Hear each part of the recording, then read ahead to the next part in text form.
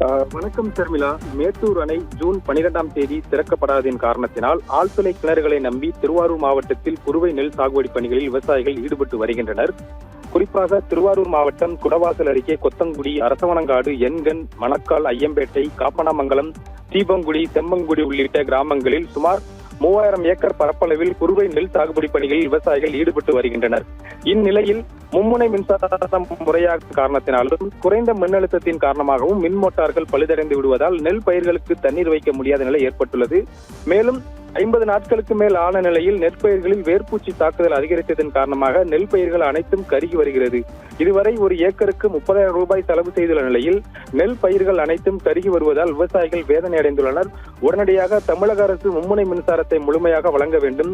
இல்லை என்றால் மேட்டூர் அணையில் இருந்து குறைந்த அளவாவது தண்ணீரை திறந்து விடுவதற்கான நடவடிக்கை மேற்கொள்ள வேண்டும்.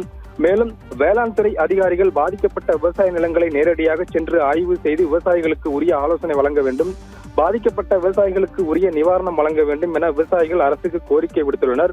மேலும் தொடர்ந்து திருவாரூர் மாவட்டம் முழுவதுமே ஒரு சில இடங்களில் குறுவை சாகுபடியில் ஈடுபட்டாலும் மற்ற பல்வேறு இடங்கள் சுமார் 90% பகுதிகளில் குறுவை சாகுபடி இல்லாமல் விவசாயிகள் வேதனையில் தவித்து வருகின்றனர். தற்போது இந்த திருவாரூர் பகுதி பல்வேறு பகுதிகளில் பாத்தீங்கன்னா விவசாய பணிகள் இல்லாமல் விவசாயிகள் வெளி பகுதிகளுக்காக வெளி மாவட்டங்களுக்கு வெளி மாநிலங்களுக்கு வேலைக்கு செல்ல வருகிறது. சர்மிளா.